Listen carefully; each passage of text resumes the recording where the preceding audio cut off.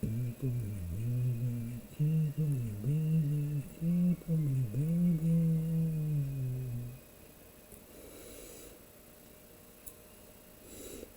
そうで消えてしまいそうな僕は誰の言葉を信じ合うごめんなさい消えてしまいそうな時は自分の声を信じ歩けばいいの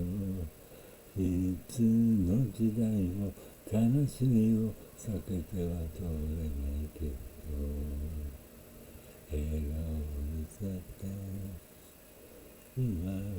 生きてゆこう今を生きてゆこう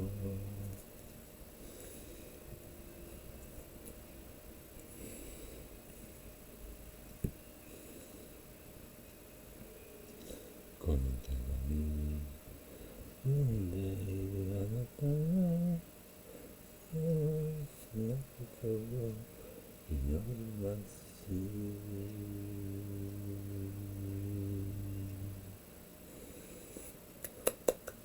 卒業おめでとう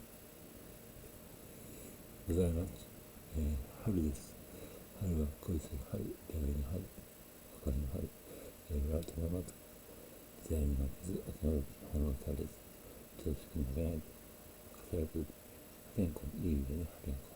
自分を大切に愛して